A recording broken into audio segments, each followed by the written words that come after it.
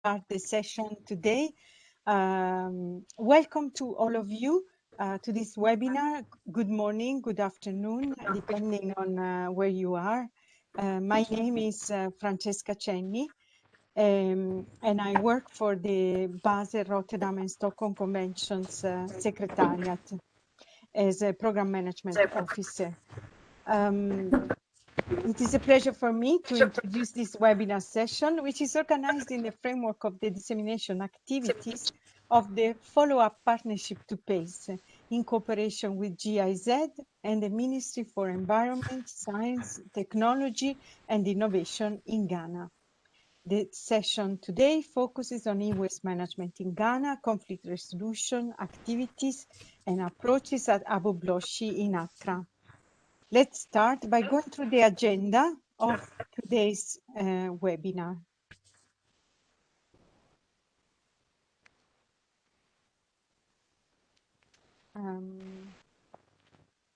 I see I cannot change the agenda. Maybe Philo. Yeah, I'm just hold on just a second. I'm just trying to move it, but it's not. I also happening. would like to introduce Philomena Joseph, who's today helping and supporting the participation of all of you in this webinar, and she's also working in the BRS Secretariat. I will go through the agenda. Today we will start the session with this brief introduction, and then there will be the presentations. The first presentation will focus on regulatory framework for e-waste management in Ghana and will be introduced by Ms. Lydia Eswa from the Ministry of Environment, Science, Technology and Innovation in Ghana. And then there will be a presentation on e-waste management in Ghana, conflict resolutions, activities and approaches at the old Fadama scrapyard in Agbogbloshie in Accra. And this presentation will be introduced by Mr. Marcus Pizza and Ms. Veronica Johannes, both from GIZ and both based in Ghana. After this presentation, there will be a session of questions and answers where you will be kindly asked to not be shy and come forward with all the questions you have for the presenters.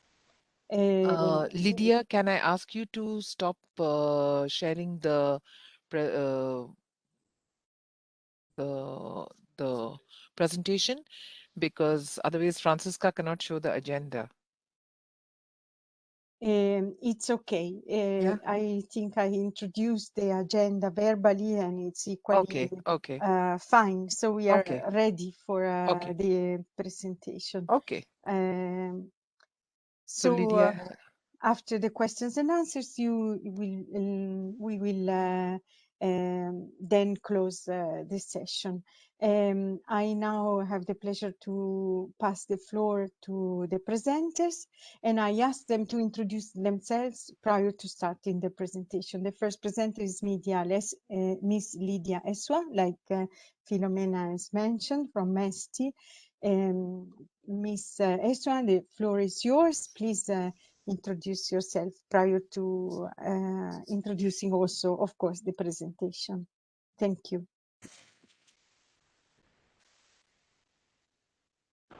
Thank you very much, Philomena. So my name, as mentioned, is Lydia Eswa. I work with the Ministry of Environment, Science, Technology and Innovation as the Director for Policy Planning, Monitoring and Evaluation. I also wear the hat of coordinating all the e-waste projects and programs that the ministry is leading on. So my presence here in this webinar is to share some experiences that as a country we've been able to algo sencillo, Cami. In the implementation of both the national e-waste program and also some donor-funded programs and projects that are being implemented in collaboration with the ministry. Okay. Listo, pues lo Thank you. hacemos así, Cami. So I Eso, move ahead podemos hacer eso. with the presentation.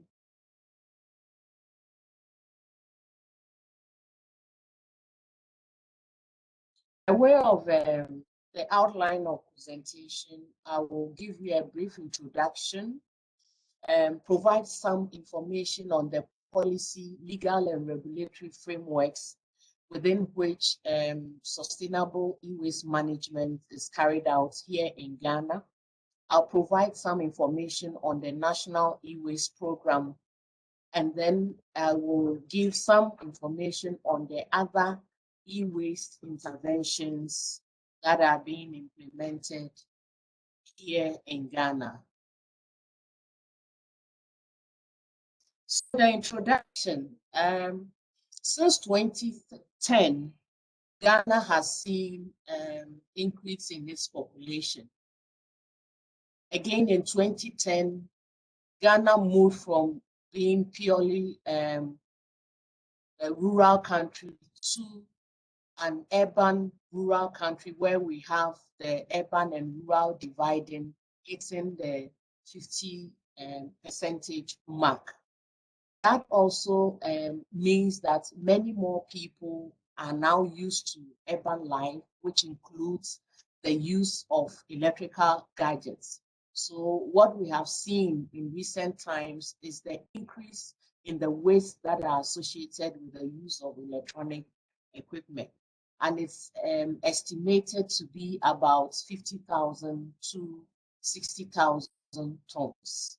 Again, the existing practice of recycling and disposing of e-waste involves substantial environmental pollution and is done largely by the informal sector. As a result, it's led to the contamination of the soil and surface waters with heavy metals and significant POPs. And this is resulting in serious environmental and health impacts. Approximately 1,178 kilograms of e-waste is burned daily at Agbogbloshi. And Agbogbloshi is a suburb in Accra where you have scrap dealers who work on electronic waste inhabiting and doing their business from there.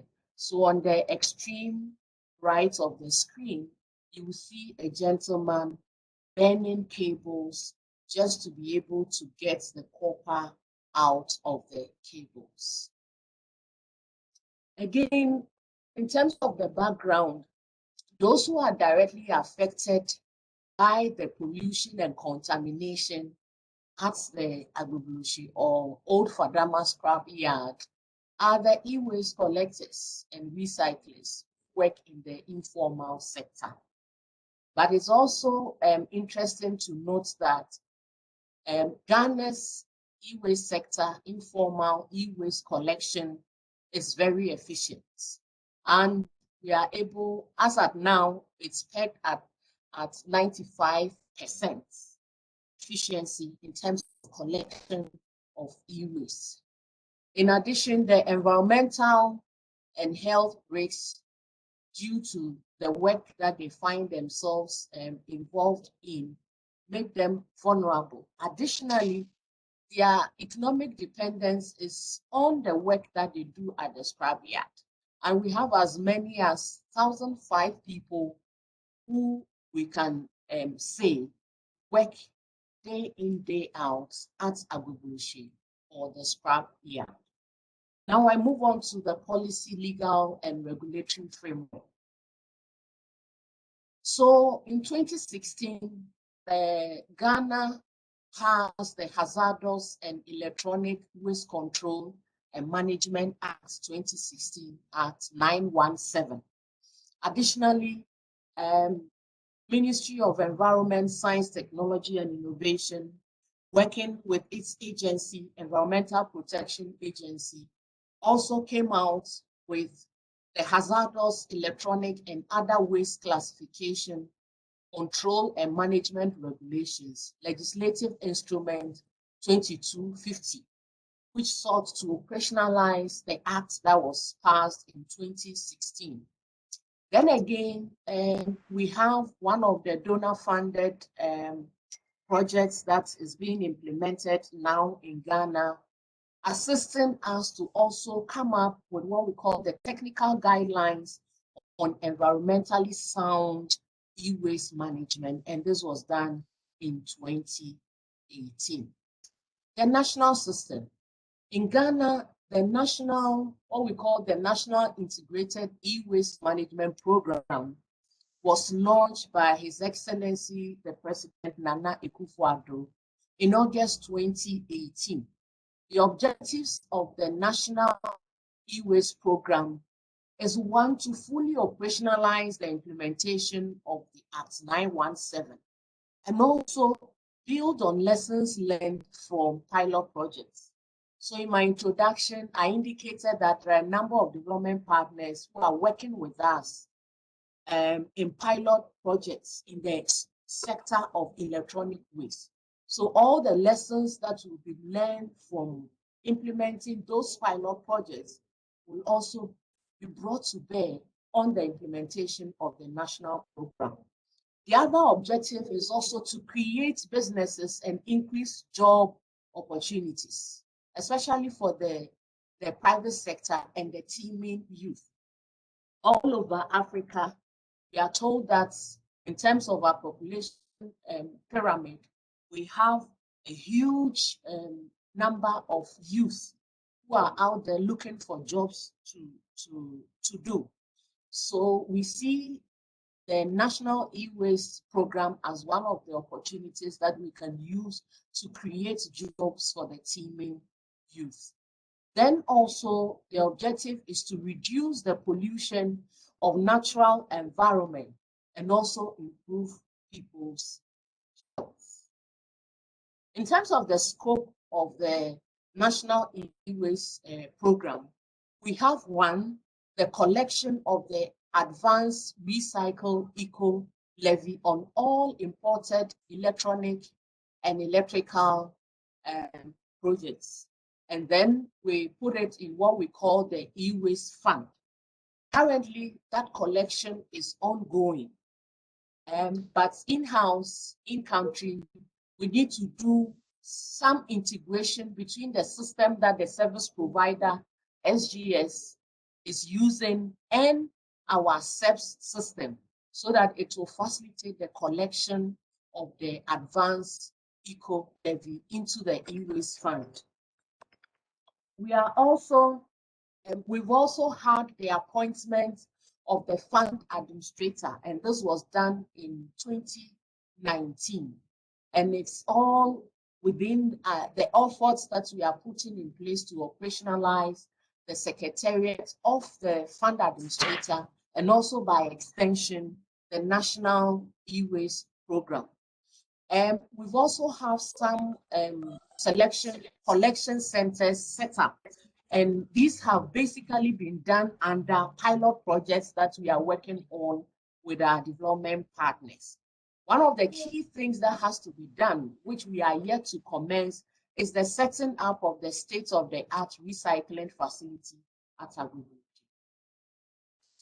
By way of a pictorial view, this is how the National E-Waste Program looks at.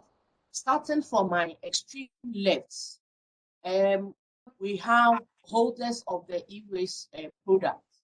It can be from households, it can be from companies or producers.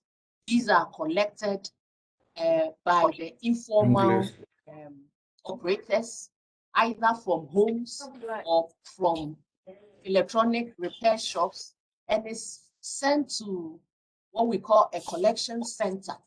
At the collection center, if the company has the approval, they can go ahead to do dismantling at that level. But if they don't have that permit, then the products will have to be transported to what we call a holding center.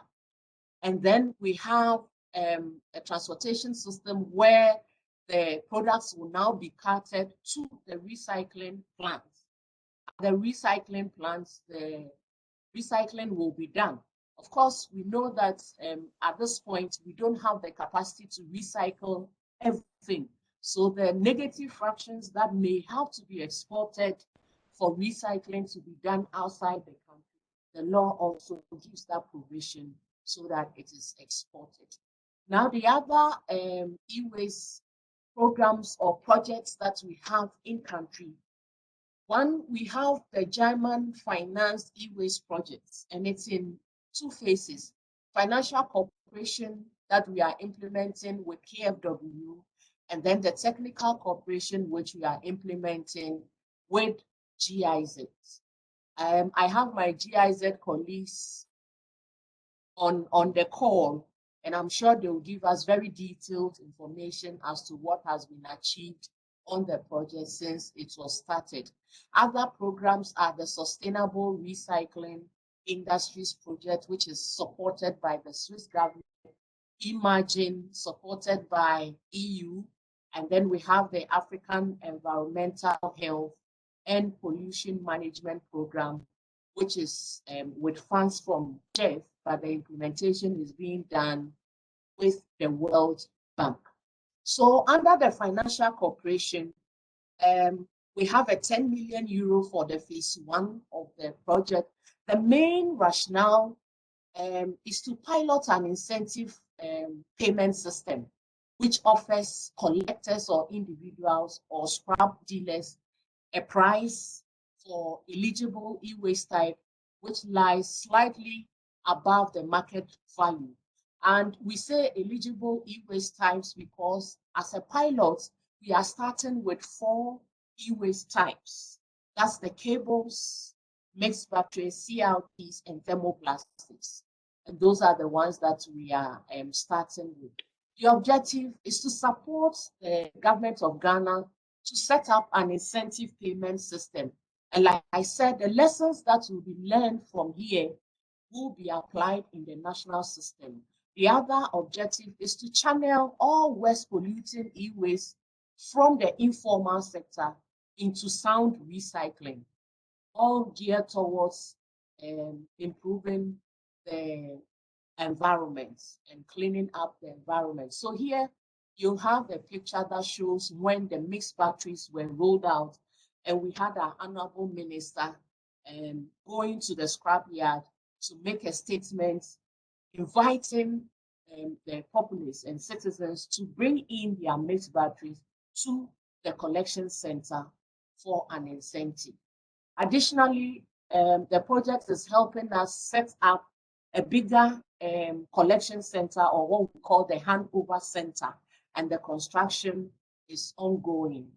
With the technical cooperation that GIZ is helping us implement, the first phase ended in 2020 January, and within the first phase, we concentrated on policy advice, business models, and capacity building in the informal sector. A lot of successes have been chalked. For instance, the pictures on the top right-hand side of the screen, you will see a before 2017 pictures and after 2019 pictures where we have beautiful football pitches that the young guys at the scrapyard use for exercise. We also have a health facility and a training center which trains the informal waste collectors in the appropriate ways of dismantling the electronic waste products. Currently, we are implementing the phase 2, and it's focusing on enhancing capacities of public sector holders, and it's also to develop private sector approaches for management of e-waste, and also initiate the transformation of the scrap yard. Like I said, the Swiss government is helping us with the SRI projects. EU is helping with the Imagine, which is also concentrating on helping with the formalization of the scrap dealers associations. Of course, the African Environmental Health and Pollution Management Project is focusing on 2 areas. e-waste management, and also the management of mercury in artisanal mining. Thank you very much for your attention. I'm done.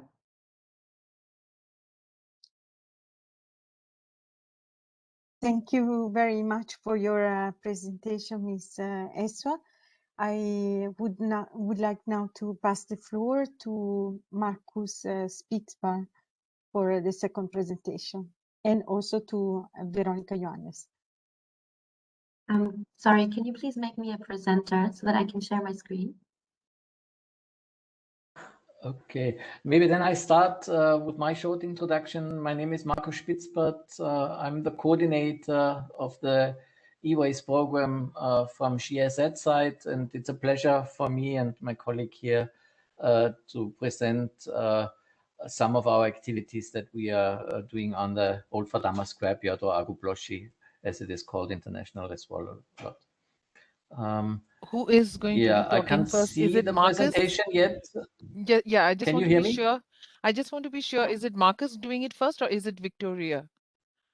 It's Veronica, Veronica. sorry. Is it No, Veronica or is it Marcus? I start first. Yes, You start first? Okay, just give me a second. No, but the presentation. Yes, I I'll need first. to have access because I'm going to be going through the slides. Okay, Yes. okay. So I'll just give me a second. I changed the role to presenter already. You should be a presenter now,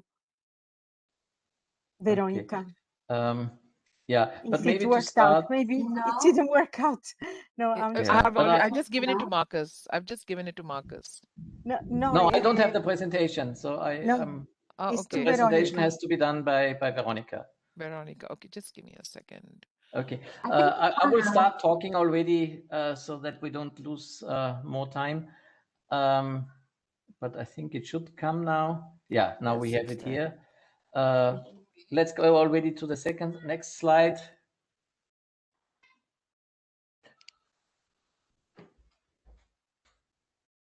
Yes, the main objective of the GIZ e-waste program is to support Ghana in improving the conditions for sustainable e-waste management in Ghana through a strong collaboration with our lead executing agency, the Ministry of Environment, Science, Technology and Innovation, MESTI, in Ghana. We are currently, as already Lydia said, in the second phase. Both phases have a budget of about 5 million euro. Yeah, next slide, please. Yeah, we work both with international and local partners. Next slide, please.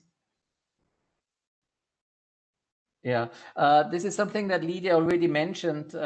Ghana, in fact, has a very efficient collection system done through the informal sector. As you can see, the informal sector scrap collectors are going on the streets with these push carts where they collect not only e-waste, but metal scrap in general. So this is very efficient. The problems start when the dismantlers or the workshop, informal sector workshops start to dismantle things on the scrapyard. But even though where a lot of environmental pollution is produced, like through the burning of cables, but as well,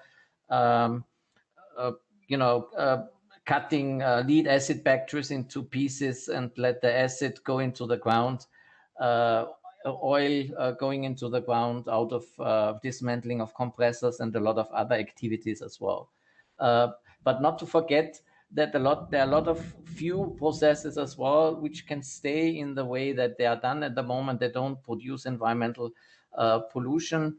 So it's something where it's something where you have to look into detail and make careful assessments on the scrapyard, looking into the assessments based on the processes, and draw out the conclusions and measures that have to be done based on these single processes. Next slide. Yeah, the main approaches of the e-waste program is where we've got now a clear mandate is to transform or initiate the transformation of the old Fadama scrapyard into a sustainable recycling park or something similar, maintaining an individual corrector. Next slide.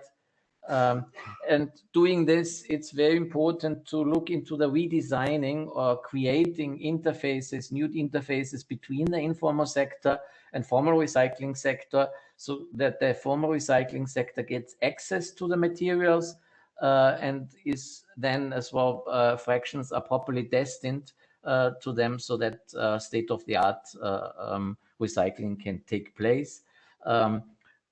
But on the other hand, e-waste offers a lot of further opportunities concerning upcycling as well. So it's a good opportunity to look into fostering young entrepreneurs and innovative startups in going into these businesses. Yes, next slide. Extracting and proposing potential general solutions based on the pilot experiences specifically in Old Fadama scrapyard to other scrapyards is a further approach. And what we started as well is organizing stakeholder dialogue for the different stakeholder dialogue groups, so that these groups, like the producers, like the informal sector in general, or the formal recycling sector, or the repair shops, can articulate their demands and as well their contributions to a sound environmental e-waste management system, and that these things can be considered. Next slide. The whole program is organized in 3 pillars, as Lydia as well already mentioned. The first one, enhancing public stakeholders in e-waste management. The second pillar in identifying and piloting private sector approaches on different levels, coordinating with the private sector recycling sector in general, but as well looking into social recycling businesses and providing entrepreneurship promotion. Our main intervention on an implementation part is on the Old Fadama scrapyard with different modules, capacity building on different levels, identifying and developing technical solutions for environmental sound management in this context, organizational development. In our presentation now, we will focus, first of all, we will give you now a short insight about in the dynamics of the scrapyard, and then look into our capacity building approaches, and then more, or in the first part, on the technical performance solutions part, including permitting process to get workshops formalized. As an examples, the follow-up presentation webinar will then specifically focus on present the interface approaches that the project together with the KfW component is implementing. Yeah, this is where I hand over then to my colleague Veronika Johannes to give her the first insights into the scrapyard, and then I come back with the presentation for 2 models. Veronika, are you taking over? Yes, I'm taking over. Hello, everyone. My name is Veronika Johannes. I've been working on the Old Fadama scrapyard since 2017, and I've been with the GIZ in the e-waste program since 2018. And I'm going to talk to you a little bit about the Old Fadama scrapyard and what makes it such a complex place to work in. So we're talking about a scrapyard with around 70 acres in the heart of the city. So it's this area that you can see right here. And most activities are concentrated in the lower part of the map. We estimate around 5,000 scrap workers and another 4,000 collectors working here. And we're talking about many different ethnicities and tribes and nationalities working in this densely populated space. So we have Dagombas, Frafras, Gonya. We also have a lot of Ivorians, Nigerians. And the most dominant ethnicity is that of the Dagomba, as you can see in the slide over here. The Dagombas are migrants from northern parts of Ghana, and between the Dagombas is what can best be described as an intra-ethnic conflict. So basically, there's a conflict between two groups within the Dagomba ethnicity, the Abudus and the Andanis. This conflict can be traced back to almost 200 years, and it still has to this day ripple effects wherever you can find a lot of Dagombas. And in the 60s, the conflict was politicized, and this affected in the Abudus following the now NPP and the Andanis following the now NDC. And this intra-ethnic politicized conflict highly influences, to this day, the leadership on the scrapyard. So we have the Greater Accra Scrap Dealers Association, who is supposed to be the representing institution for all scrap dealers in the Greater Accra region. But through this politicized conflict, they are perceived as one-sided. So this causes a rift between the members of GASDA and the non-members of GASDA. So this is another conflict that really shaped the dynamics of the scrapyard internally. And this constant change of the leadership of the scrap dealers is also a reason for mushroom scrapyards all over the Greater Accra region due to evictions and violent shop takeovers every time after election periods. So the scrapyard is already very complex internally, and there's a lot of dynamics internally that constantly change. But adding to that, there are external factors as well that shape the dynamics on the scrapyard. We have a high international and national interest in Agbogbloshie, and this is affecting in many interventions and projects coming into the space. And these projects are often very incohesive and also unaligned. Another considerable factor is the amount of economic groups on this scrapyard, on this land. So we have the scrap-related jobs, for example, the car dismantlers. We have the electronic waste dismantlers. We have also the repair shops. We have the spare parts shops. We have the shop owners. We have their boys, which is commonly what their employees are called. We have the upcyclers who are working on the scrapyard. We have the group of burners. We have the artisans who melt aluminium, and then we have the artisans who shape the aluminum into coal pots. We also have oil collectors, and we have, of course, the collectors who are collecting the scraps from the city, who constantly come in and out of the space, either on these tricycles or on motorcycles or on bicycles or huge trucks or even by foot. Then we also have a lot of women working on the scrapyard. We have the head sellers who are responsible for distributing water, food, cigarettes, medication. We also have a lot of chop bars, as we call them in Ghana, or restaurants. So we have a lot of people who have opened up and who are providing food on the spot. We have cattle farmers. We also have goat farmers working on the scrapyard or in the surrounding areas. And sometimes you find very strange things as well. If you're lucky, you'll find Abena, the popcorn seller, or you can find Mohammed, who is always lingering on the scrapyard and who has a huge monkey pet. And so Marcus will now go further into elaborating how this diversity also shapes or influences the economic flow on the scrapyard. So Marcus, I'm handing over back to you.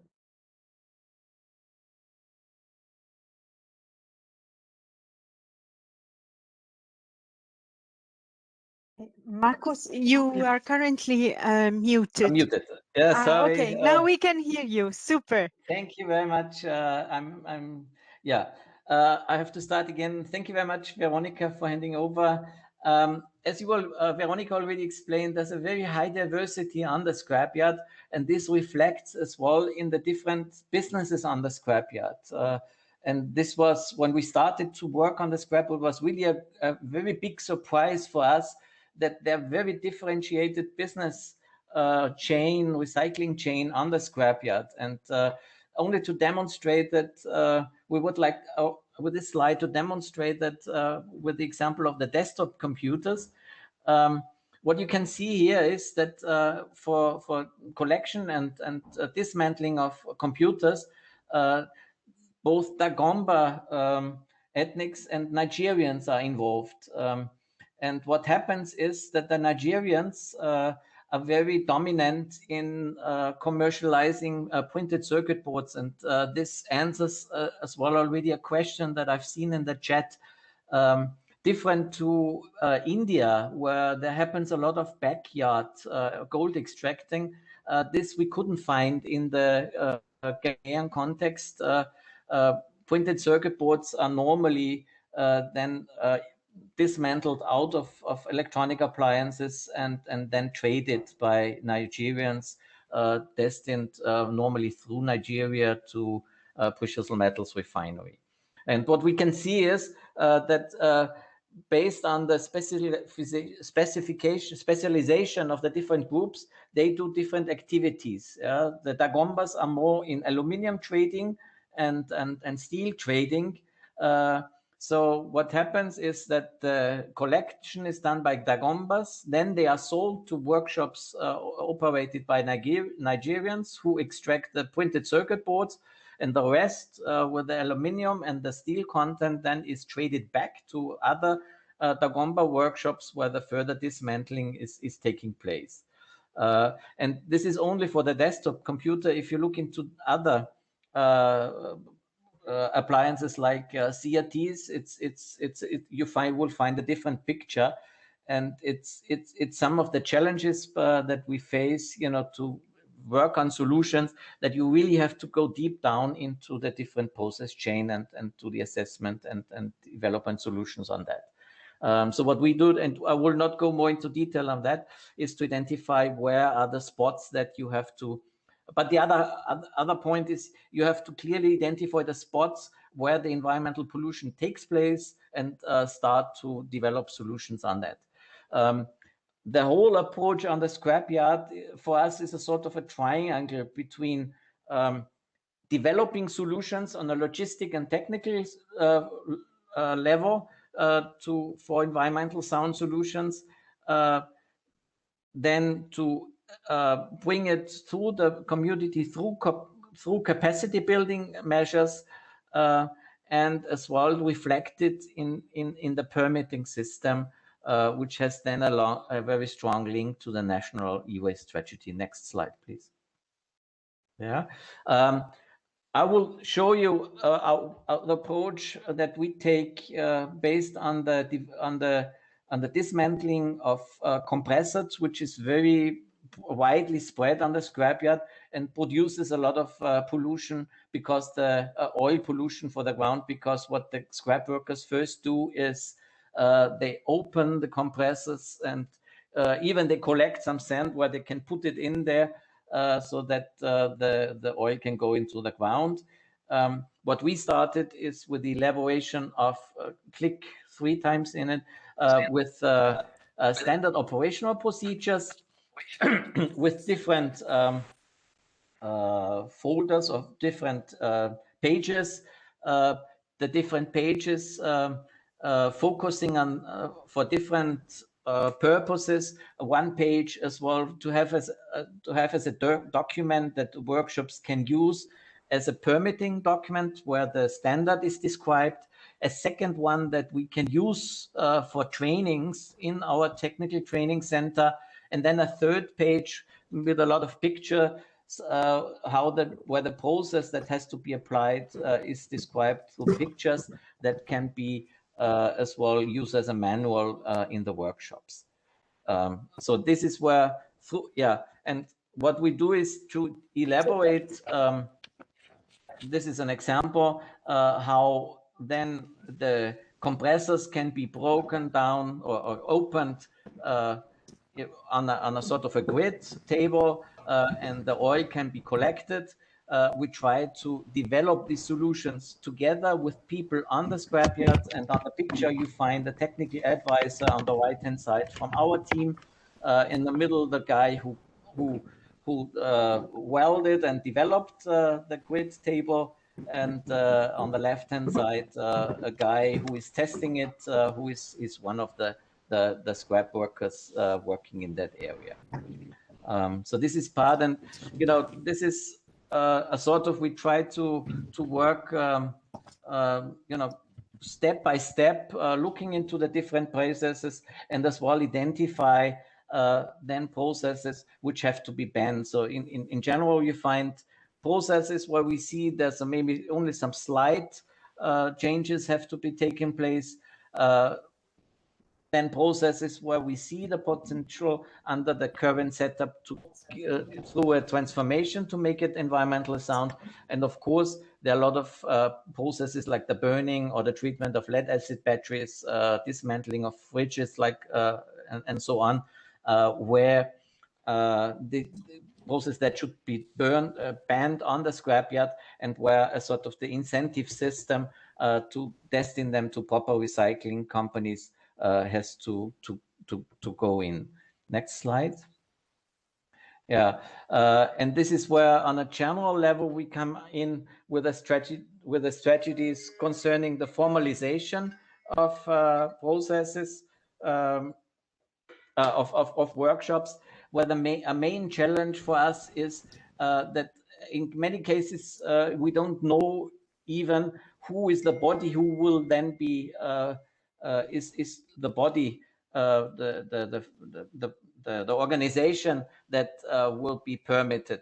On the Ghanaian level, there exists a clear procedure how to gain environmental permit and all the attached other permits like business registration and so on. But it's not clear yet how to apply this on the scrapyard, and this is one of our main contributions to together with EPA to work on solutions how these can be applied on the scrapyard. Yeah, you can click it through, Veronica. Yeah. So in a first step, we listed all the requirements that are important, listed as well, characterized. Is it a low challenge? Is it a low-hanging fruit, or is it a high challenge? And based on that, it's a sort of what we're doing now is we set up a stage-by-stage process, looking into what can be done at the moment to go towards a formalization process of workshops. You can go really to the next slide. Next slide, yeah. And no, not this one. Yeah, this one is the right one. So we identified stages like it's important to find potential operator models as well, define is it the individual workshop. We've identified about 250 different workshops on the scrapyard. If every of these single small workshop has to be permitted individually, it will cause a lot of effort and bureaucratics, and as well challenges in auditing them. So it's important on the municipal level to find a solution for these operator models on the scrapyard. What is a requirement? We started with the construction of sanitation facilities, not on the individual workshop level, but for the whole scrapyard in general. We try to introduce a temporary storage facility for hazardous fractions, as well to introduce the habit and the procedure of collecting hazardous components, handed over to a permitted storage facility from where they can be destined to proper disposal. And for all these processes that we identified, we started with the elaboration of standard operational procedures to define as well and negotiate with EPA how environmental sound process for different processes can look like. The issue of land use titles is a very important one and a very crucial and challenging one as well, as the whole land where the scrapyard is owned by the National Youth Authority, and there are a lot of other interests on the land as well, which have to be solved first. And as well, we already start with some trainings on certain steps, and what we do is then go into these stages, look at after a certain period where we are at the moment, and then see how a second further stages can be applied. This was it from my part. I think this is where Veronica takes over again and explain a little bit more of the capacity building approaches. Thank you, Marcus. So I'm going to talk a little bit about our capacity building approaches. As Marcus has just said, we are currently following two main approaches when it comes to capacity building on the scrapyard. The first one is on the level of individual capacity building. So this is where we are focused on the scrap workers. This includes all of the scrap related job groups that were mentioned earlier. And the objective is really to equip them with academic information, but as well, and more importantly, the practical knowledge on how to improve their everyday work with regards to environment, health, and safety. But of course, also very importantly for the scrap workers with regards to economic efficiency. And as well, the second part is where we've partnered up with organizations in the area to complement the technical trainings with social workshops as well. So these social workshops are really aimed more at the vulnerable groups and the minority groups that are unrelated to the scrap jobs. And the second focus of capacity building in the project is on an institutional level.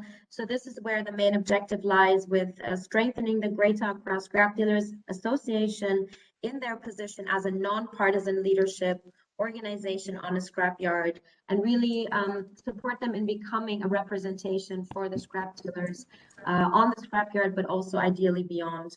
And generally, the second part of that is to support a more stable environment on the scrapyard. So as we could see before, there's a lot of dynamics pushing and pulling on the scrapyard, and we're trying to build, we're trying to stabilize this constant shift through the peace building process, which I will get further into in a second. So some of the accomplishments that we have done so far, we have trained 21 trainers in a training of trainer program in 2019. You can see them in the picture below. And we are doing regular trainer development through retreats and continuous soft skills trainings. We have actually trained over 1,500 workers in basic dismantling courses, as pictured on the picture to your bottom right. So we started out with the manual dismantling of electronic waste as a basic course, and we are slowly elaborating, expanding our portfolio. So we're adding more trainings concerning very specific fractions or processes. So we're going to roll out advanced courses, for example, with regards to proper storage of batteries or separation of thermoplastics, and then some other courses that will happen in 2021. And our partner organizations have so far trained over 1,000 minorities through various social workshops as well. Then on an institutional level, we renovated the Gazda office in 2019. This is the handing over that you can see here, which happened last year. We do regular soft skills trainings for their members to really help them build an administrative structure to also be able to register their members in a more efficient way. We are supporting them with the formation of a new association that is elected on a very neutral ground. This is what the peace building process is as well, therefore. And essentially as well, we are going to support them with the registration process at the Trade Union Congress here in Ghana. So regarding the peace building process, we started out in 2018, I believe, and with the old Gazda membership and old Gazda leadership and the new Gazda leadership, so the leadership that was evicted from the scrapyard right after the last elections in 2016, not 2020. And as you can see, we had to have security actually present in the room because the two leaderships were so conflicted that they could not be in the same room together. This is the latest photo that we have of the current peace committee, where we have members of the old Gazda leadership and members of the new Gazda leadership together in one room. We do workshops with them. And the aim of the peace committee is to create really a neutral ground that is made up of all types of social groups. And it is supposed to be non-political So it can really support the non-partisan and neutral election of the new Gazda leadership. Another factor, another strategy on the Old Fadama scrapyard in our implementation is community engagement. And our strategy here is really to strengthen the community on 2 different levels. One of them is co-creation. So my team and I like to say on the scrapyard, the trotro, which is the Ghanaian bus, does not leave when it's empty. So it waits for its passengers before it leaves. And essentially what this means is that we want to include the community in the visioning for the transformation of the scrapyard. And also we want to promote ownership of the activities on the scrapyard. Since the area and the community is already so fragile, we don't want to come in with anything that that is not owned by the community and the scrap dealers that we are working with on the land. And then also inclusiveness, leave no one behind. So this is where we try to create platforms that bridge the gaps between the social groups. The peace building process is certainly one aspect. We also have regular community meetings with the other projects that are coming in. We really try to find and create a cohesive, coexisting elaboration of the transformation of the Old Fadama scrapyard. We try to create synergies with the projects and organizations and stakeholder activities. And also we try to provide access to information and learning. Some of the examples, we worked a long time from 2018 to 2020 on interactive development theater. This was one of the tools that we used to give the community access to information. So we picked together with the community and the scrap workers relevant topics and communicated them to the community through staged plays. And then it was followed always by an interaction with the community about the topic after the play, and they were able to also give feedback to us.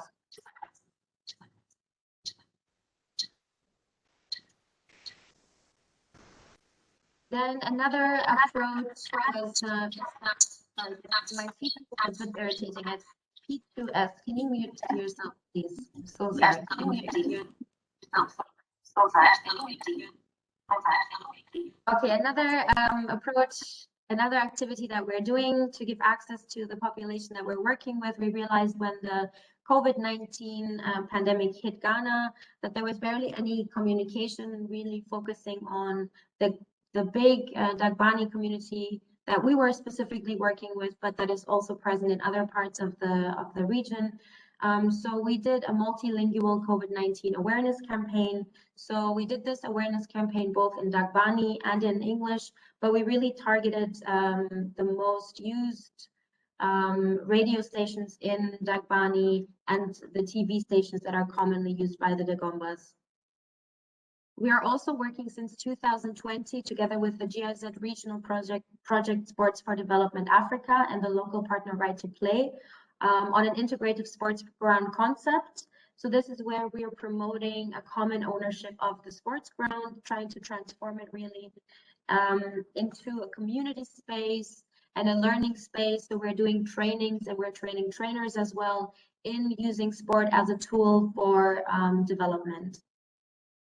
And lastly, as already mentioned, we do a lot of community meetings with other projects, with other social groups and other organizations in the area on the sports ground, as well as the technical training center. We also did a lot of community events, which currently we're not doing due to the COVID-19, but we will start picking this up again very soon. And this brings us to the end of the presentation, and I'll leave the last words again to Marcus. Thank you very much.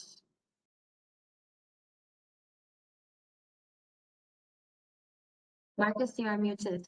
You are muted, Marcus. Yes, so I always forget about that. Thank you very much for your interest in this workshop. I would like to inform you that there will be a follow-up webinar specifically explaining the interface approaches between the informal sector and the formal recycling sector, which is a very crucial part of the program, and as well the approach to link informal sector and formal recycling sector. Yeah, I was happy to give you some insight together with my colleague into the program, and we are open for questions now.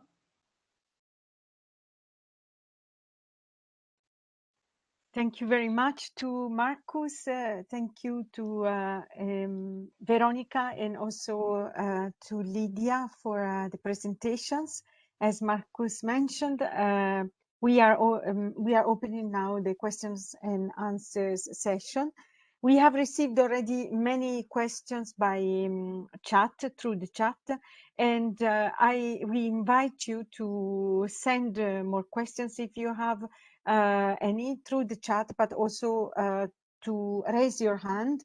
And to raise your hand, you need to click the raise hand icon close to your name. When you roll over your name, you will see it, and we will give you the floor. We have already one person who is asking, so we give first the floor through the raise hand, and then we'll also read the questions we received in the chat.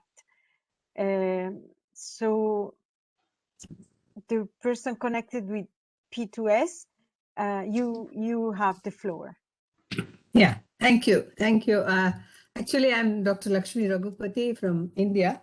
I'm formerly from the Ministry of Environment. I had been a part of the Basel Convention negotiations, and it's very exciting to know the project undertaken by GIZ, because after my tenure in the ministry, I worked with GIZ for almost 6 years, and that was on e-waste project. And we have a very similar activity that was initiated by GIZ, and I was one of the project persons in that area, where we were looking at India has more or less similar situation as Ghana. You know, we have a huge informal sector, and 95% of the e-waste, or any waste for that matter, all the scrap is being dealt with by the informal sector.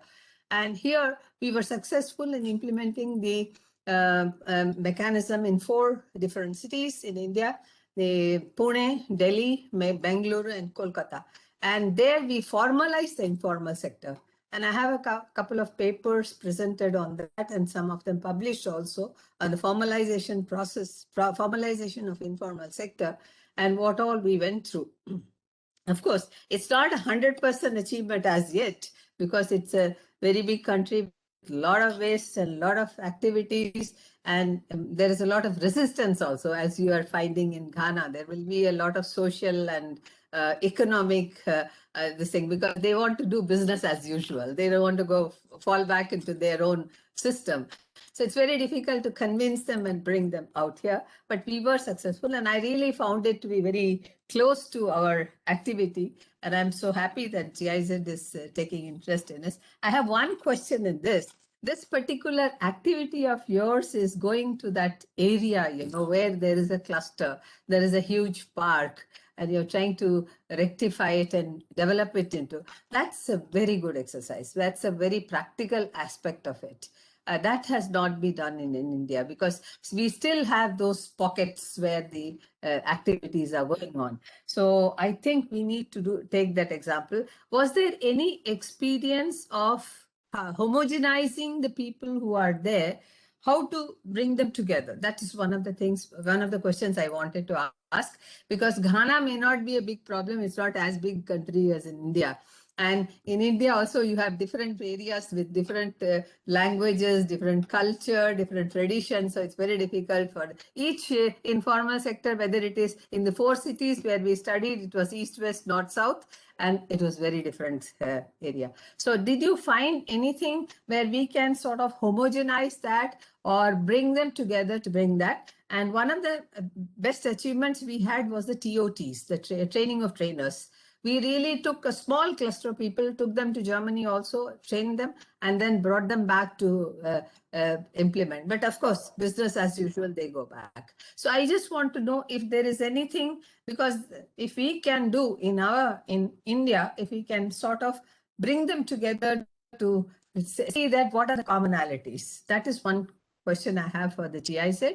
And of course, if we can have, and what is the system for technology transfer? Because technology is something which is not coming through. Still, the scrap dealers are scrap dealers and they want to have quick money. Even the formalized informal sector, they want to export all the waste, processed waste, that is, they give value addition and then export it. Is there any system where we can establish good recycling units or recycling hub, or we can have a consolidation? That's what I am trying to do now in India, because a number of places I've tried to visit, but unfortunately, because of COVID conditions for 1.5 years, I've been laid off. But otherwise, I'm doing that in my own way. Thank you very much. Thank you very much for your questions there. I will try to, I'm sure I cannot cover all of the aspects that you have brought up.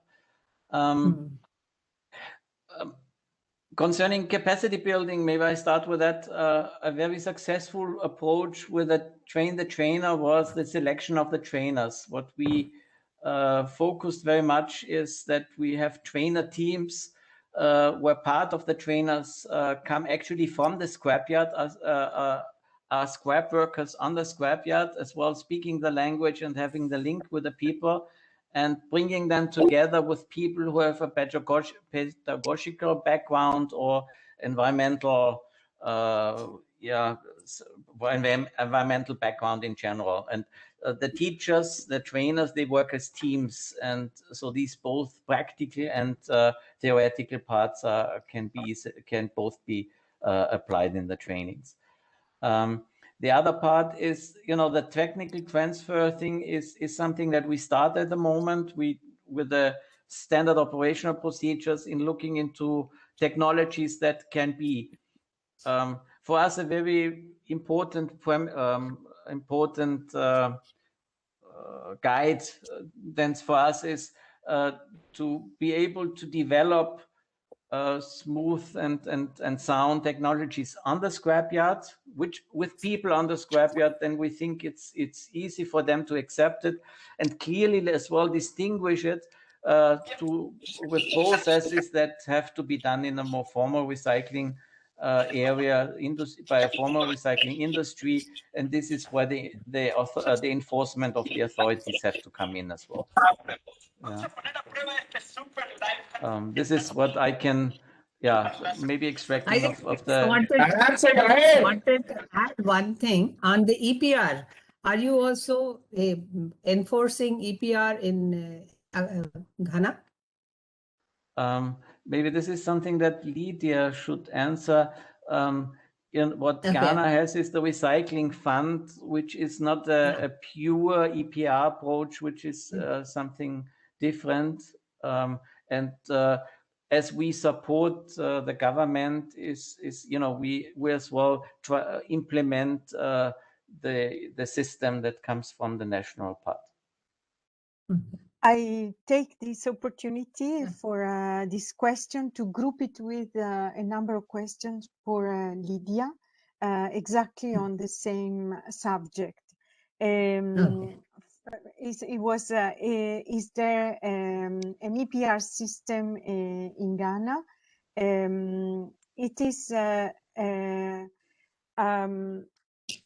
Is the eco levy applied to reused items imported into Ghana? And also, is there a law or an act backing up the eco levy? Who pays? Who receives money in this system? The money is from the government, or who are fund administrators, and who appoints them? So these are all questions grouped on the system, on the eco levy, and I now pass the floor to Lydia to answer them.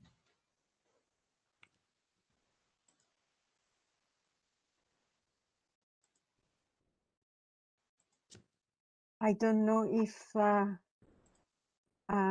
Lydia is connected.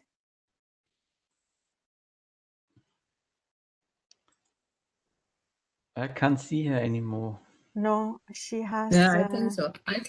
Now, only thing is, if the EPR system is there, then I can what see it. you are I can saying see it. Yeah, she's there. Okay, She's here. okay. She's here. Yeah, she is. Okay. I'll just send her a message. But perhaps she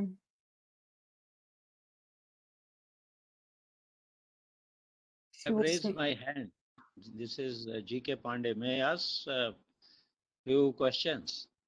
We have posed 3-4 questions to Lydia, and we are trying to see if she has she was connected to answer the questions. But otherwise, if she's not connected, we'll repeat it later. Yeah, Francisca. Hello, if you I can interrupt, repeat okay. it now. Okay. Yes, Lydia, good, you are connected. Thank you. We are happy to have you back. I will repeat the questions to you, and then later on we take the question from the other participants who have raised their hand. So the questions are: is there an EPR system in Ghana? Are reused items imported in Ghana? And are these submitted to the eco-recycling levy as a new item? And then is there a law or an act backing up the eco-levy? Who pays? Who receives the money? And is this money from the government? Who are the fund administrators and who appoints them? And then also, I think, no, these are the ones concentrated on the system. No, there is another So one I have to. from Mr. Eaji Daniel. What is the involvement of the producers in this program? Are the producers involved in the eco-levy? Okay, so I have to run over it again. Is there an EPR system in Ghana? That's the first one. Yes. The second one I did not hear. So if you can take your time and go over it. Yes, I will do it. Are reused items imported in Ghana? So used items. And are these submitted to the eco-recycling levy as a new item? This is the second one. Okay. The third one, is there a law or an act backing up the eco-levy? Who pays? Who receives money? Is this money from the government? And who are the funds administrators and who appoints them? Okay. And then the last one is, what is the involvement of the producers in the program? Is it an EPR system or not? And what is the role of the producers? Okay. I think I have it now. Okay, very good. So is there an EPR system in Ghana? Yes and no. Yes, because we have a semblance of an EPR system where we get the producers to pay the eco levy. But just paying the eco levy doesn't make it an EPR system. So we still have some work to do to set in place a pure EPR system in Ghana. And that's why my response was that it's yes or no. Now, are used items imported into Ghana? Yes, used items are imported into Ghana, but the Act 917 mandates that if you are bringing used items into Ghana, then they must be inspected by the service provider, that is SGS, at the country of origin. And once it's inspected, then the amount that has to be paid is calculated for you and you pay it. So at that point, if the inspection leads to the fact that the used item that is coming is at its terminal point of use, then it's not allowed into the country at all. At all. So yes, it comes, but it has to be inspected for the eco levy to be paid before it's allowed into the country. Then is there a law? Yes. I mentioned that we passed an act in 2016. That is the Act 917. And that's the act that mandates the establishment or the setting up of the e-waste fund or the collection of the eco-levy. So yes, there is an act that mandates that. Who pays the eco-levy? Per the law, the original design of the law, producers and manufacturers are to pay the producers and manufacturers are to pay the eco-levy. But when we rolled out the implementation of it, we realized that the kind of trading systems that we have here in Ghana, our traders, when they travel outside, they tend to deal more with middlemen, not the source, which is the producers and the manufacturers. So what is happening now is that the traders who are actually paying a fee instead of the original thinking of getting the producers to pay. And additionally, the service provider that we had recruited had indicated that they were going to contact all the electronic producers outside and be able to establish a channel of communication with them such that the collection could be done. Unfortunately, since we rolled out the payment of the eco-levy, they haven't been able to do that. And so it's only the traders who are paying for now. Who receives the money? Customs receives the money on our behalf. Again, originally, it was SGS, the service provider, that was to receive the money. But because of the implementation challenges, the traders were not to pay. Now they are paying. And they get to the ports before they pay. Again, the act said that the collection should have been done in the country of origin. Now, you don't get the producer, you don't get the manufacturer. The trader brings the goods in country. You still want them to pay something, so they pay at the point of entry, which is at the port. So it is customs that does the selection, but there are arrangements between the ministry and customs, dedicated accounts where when the funds are collected, is deposited into an account at the Bank of Ghana in the name of the e-waste fund. Who is the fund administrator and who appoints? Okay, so the appointment is done by the president. Appointment is done by the president, and whoever is nominated is vetted by the Public Services Commission, and then they are officially appointed as the fund administrator. So in this case, we have a woman by name Nanefua Abebio. She was nominated, went through interview at the Public Services Commission, and then now appointed. And like I mentioned in my presentation, this was done in 2019. Then what is the involvement of producers in the EPR? I mentioned earlier, according to the text of the law of the act, the producers were the ones to pay the eco-levy. And when we got into implementation, we noticed that it's very difficult, it's challenging. So these are some of the things that we have noted. And if we get the opportunity to do the review of the act, some of these things will be addressed. Thank you. I hope I've been able to answer the questions. Thank you.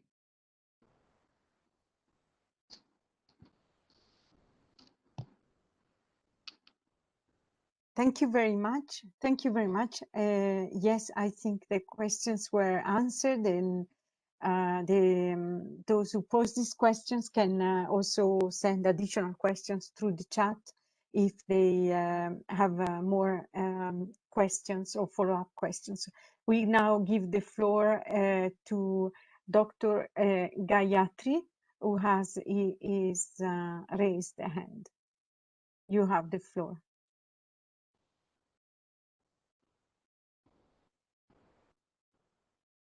But currently you are muted and therefore we cannot hear your voice. To unmute, you have to click on the icon beside your name, the microphone. So unfortunately, you are still unmuted. I'll try to, now you can speak.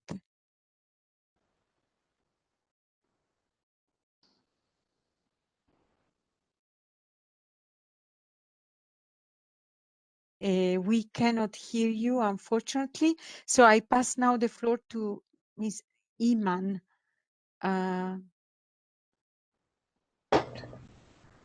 Hello, can you hear me?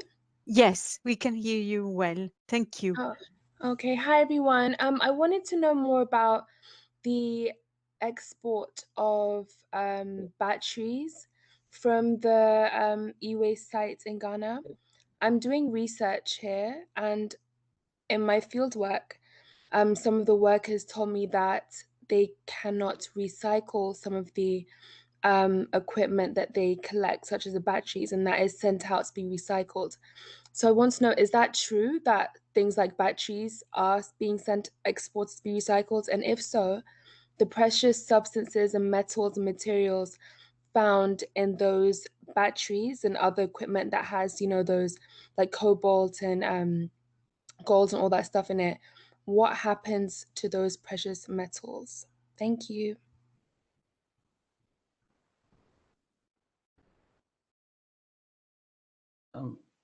If it's okay to you, Lydia, I will take up this question concerning export of any kind of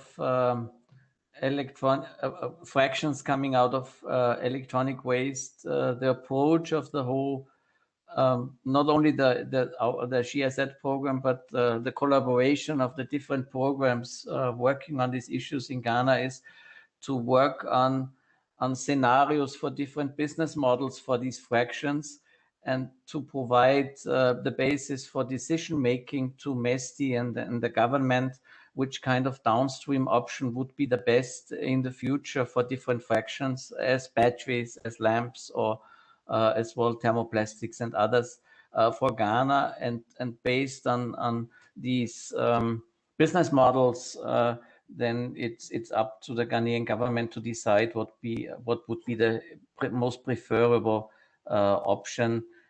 This is an ongoing process, but for batteries, the scenarios, the worked out scenarios indicate that the most optimal solution for Ghana would be to go into international shipment under basic notification for batteries. So what is the model as of now? What's going on with it? Because I saw lots of batteries being stockpiled. So is it that nothing has been exported for recycling? And if it's the case where nothing has been exported for recycling, when those things, what happens to those precious materials is my question. What will happen to the substances, the metals that is found in those batteries? Which kind of batteries you're talking about? Laptop and phone batteries. So you were talking about the lithium batteries in general. Lithium batteries in general, and any other equipment that has precious metals in them. I read an article, I think it was from 2013 or something like that, and it was saying that some batteries had been exported to Germany. So I wanted to know, as of now, what is the model for these things? From my knowledge, there are very few recyclers, former recycling companies who have done or are doing international shipment with Basel notification. But for sure, there are a lot of processes going on, maybe as well, where we don't have a clear overview. Yeah. So this is there's not an optimal solution in place now here, still in Ghana, and we don't have a clear overview of all this recycling streams, but we know some of the recyclers here in Ghana do international shipment of batteries. Okay, so you're saying as of now that's not going on.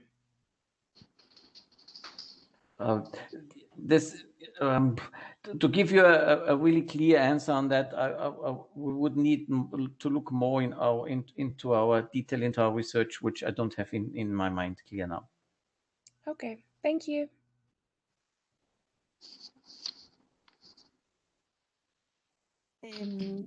Thank you very much for these questions. I now would like to introduce some more questions from which were sent in the chat. In particular, how many of these informal scrap yards exist in Ghana? What will happen to all the people, families, if it all gets turned into a formal e-waste process? And then another question, would you kindly explain a little about gender aspects of e-waste recycling? For example, how are women engaged in recycling as workers? Are there gender differences? And how did the project address any gender issues? Okay. Veronica, do you want to start to answer the gender question, and then I will try to give a sort of outline on the employment effects. Yes. Can you please repeat the question again? Sorry. Yes, the question is, would you explain a little about gender aspects of e-waste recycling? For example, how are the women engaged in the recycling as workers? Are there gender differences in the tasks or in the they carry out? How did the project address any gender issues? Yes. So to the first question, the gender aspects of e-waste recycling in Ghana, I think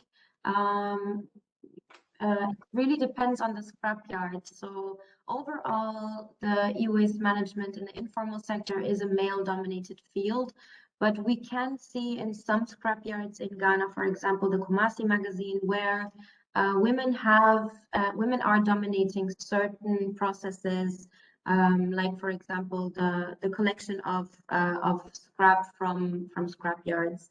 On the Old Padama scrapyard, in our main area of implementation per se, the women really don't play a very big role in the scrap business or scrap collection business. So mostly we have identified about 5 to 6 women who are working in the area, who are scrap collectors or scrap dealers, but even they are not working on the Old Padama scrapyard per se.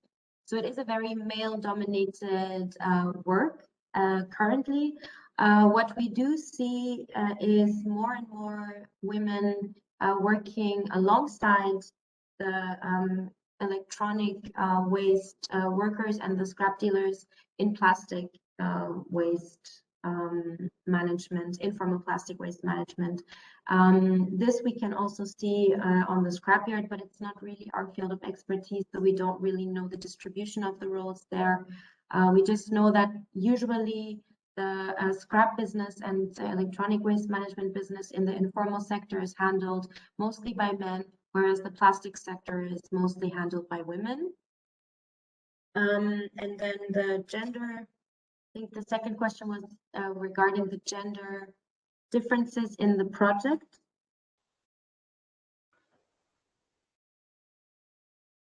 If you have addressed gender issues in the project, like for example, provided differentiated training or assessing exactly the differences in gender in this activity. Yes.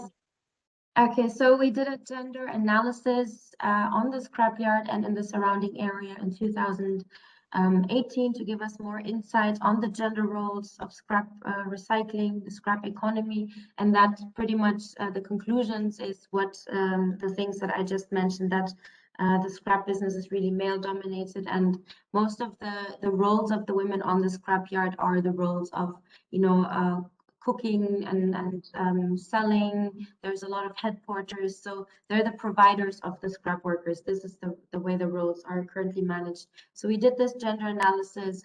Beyond that, we supported the research for basic skills analysis for girls as well in beginning of 2019, where we looked deeper into which kind of courses can be added to the technical training center curriculum to focus more specifically on the needs of gender minorities on the scrapyard. Usually we work very closely with the Danish Chancellery of NRW, who has extra funding for these activities that are non-relating to scrap directly. So we did numerous trainings through the NRW project, but also the partner organizations that I mentioned in the presentation, like Transfer Children and also Street Girls Aid. So they are doing regular trainings for women and other gender minorities on the yard with the support of the UA program. Okay, then I try to answer the question concerning the employment effects. We can see and we expect more positive employment effects. First of all, what we can see is a demand of a growing recycling industry in Ghana to employ good skilled technicians for recycling activities, where they have difficulties to find them at the moment.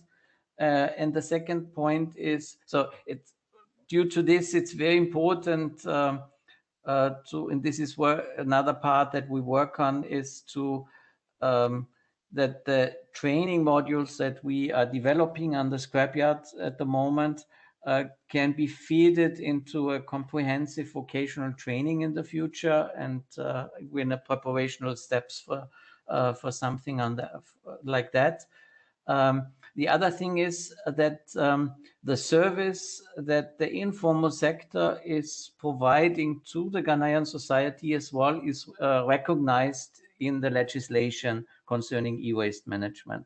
Specifically, the technical guidelines, which Lydia mentioned, they have a sort of a one tier addressing collection of a separate chapter addressing the specific standards and specific services provided by the informal sector collectors and how it should be done within a formalized e-waste management system.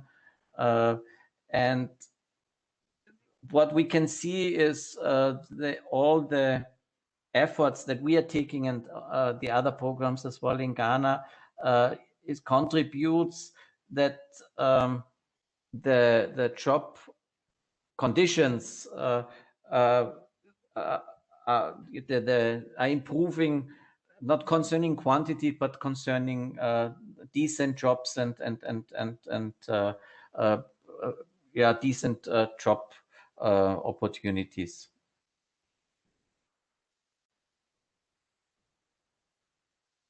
Yeah. In this regard, there is another question on what are the health, for example, which are the actions you made or you put in place to reduce human health risks? Do you distribute any PPEs, personal protection equipment? Did you check the effectiveness of your health risk reduction at the scrapyard? What we don't do, we don't distribute PPE.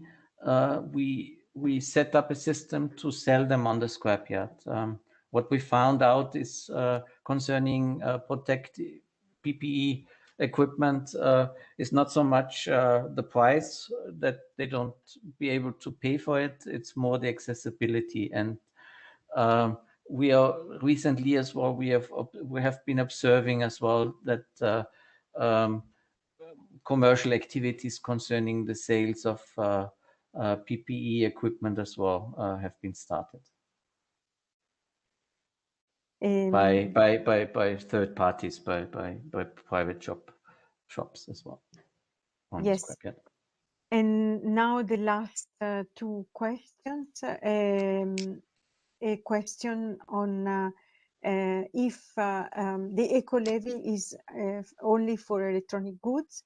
How about import of waste electrical and electronic equipment? And should the EPR fee be paid in the EU for the EEE? And should this follow the product when they go to Ghana to finance the treatment in Ghana? I don't know if the questions were clear. I think the last one is a quite interesting idea, but it's beyond the scope of our program. And yeah, this is, I think that it's an interesting idea which should be addressed to the respective European authorities. And yeah, and is the eco levy only for electronic goods, or what about the import of e-waste? Lydia, do you want to answer this question?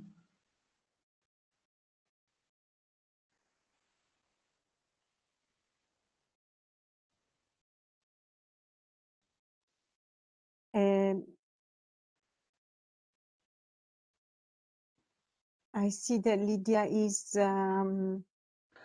From connected. my knowledge, the eco levy is charged on new electronic goods and used electronic goods coming into the country. What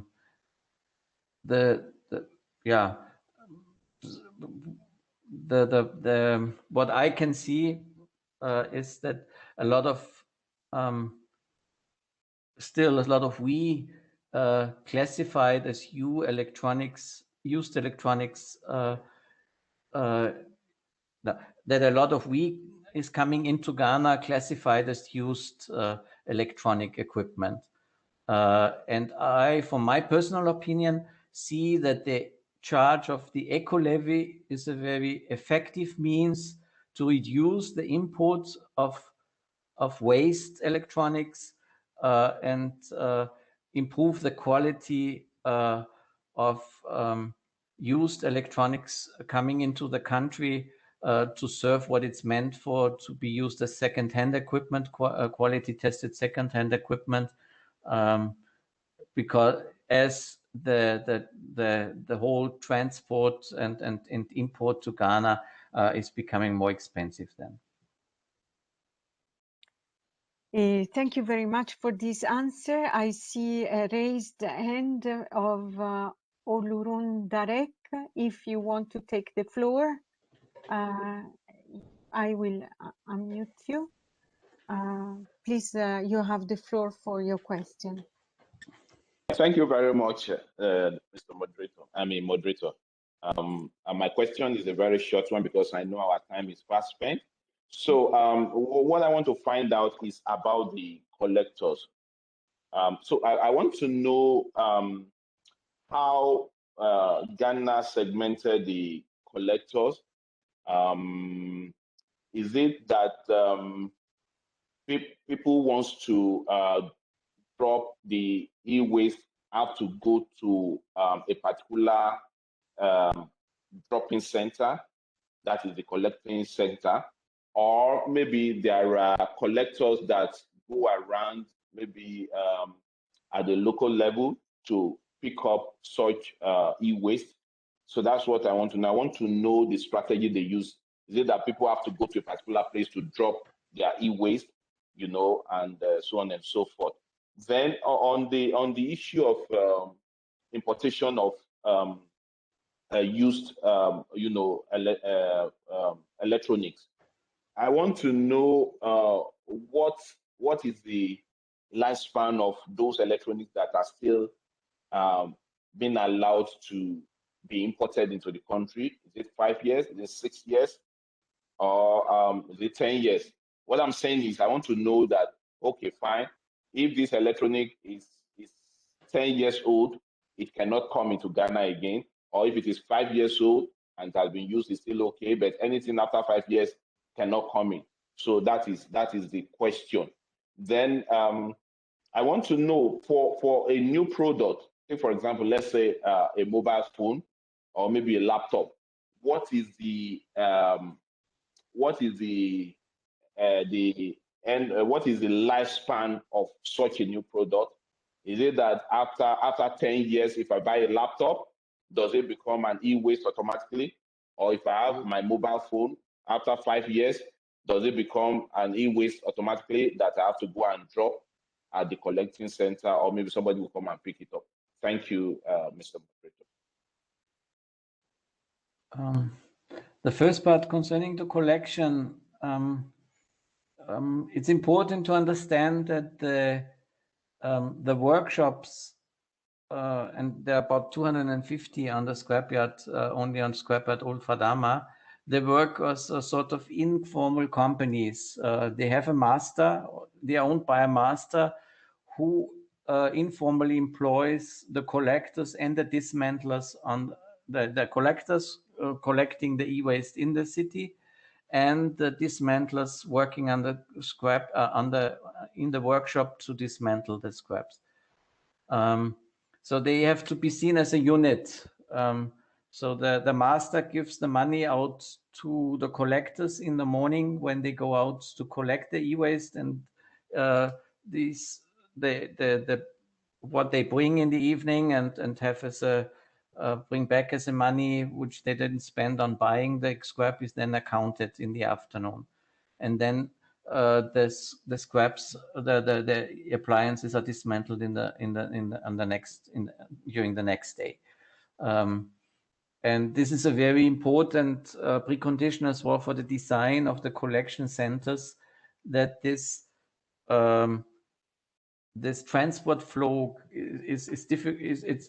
it's not interrupted, so that the collection center consider this unit in designing the operator models for collection centers and permitted dismantling. It's collection of e-waste is driven by I'm missing now the right word in English. It's, people working in the sector. They are migrants from the north looking for better job opportunities in the bigger cities. So it's often done by these inner Ghanaian migrants, and it's a day-to-day business. So people are not able to save money for a longer period. So it's what they earn today, they will spend the next day. Although there are quite a lot of money as well involved in that sector. Concerning your other questions, I don't have detailed information about that. A PhD student from Germany at the moment is working on this lifespan issue that you have brought up, but we don't have clear results on that.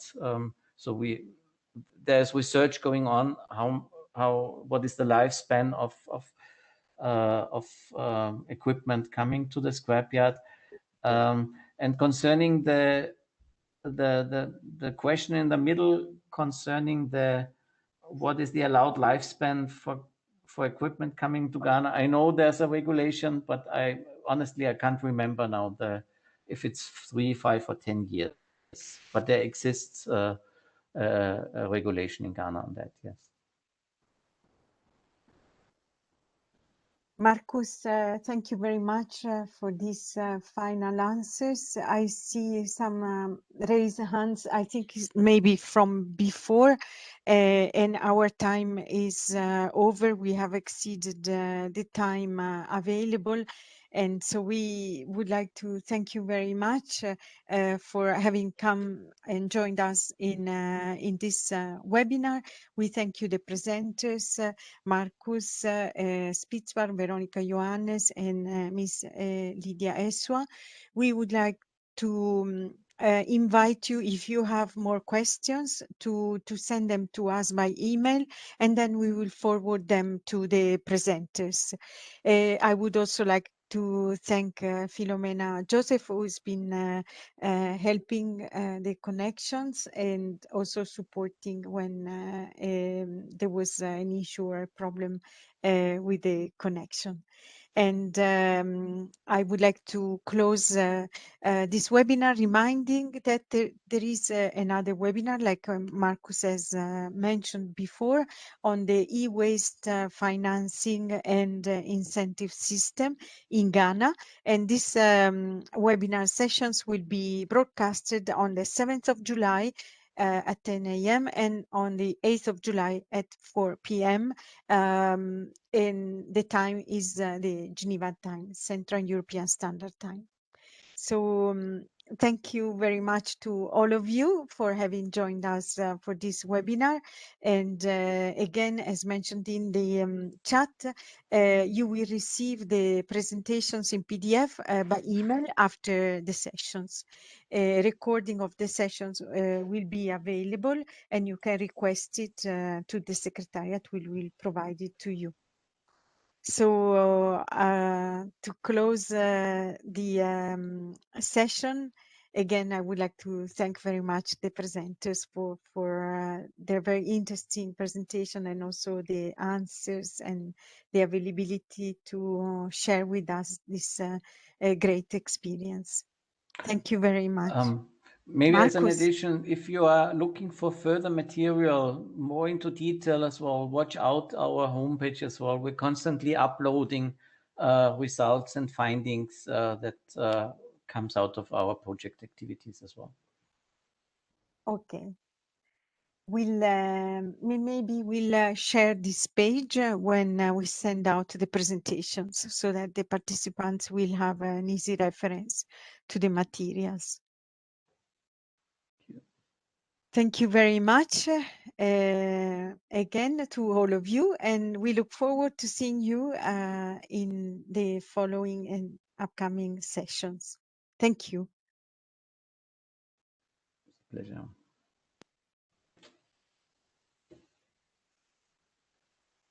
Bye. Thank you. Thank you. Bye-bye.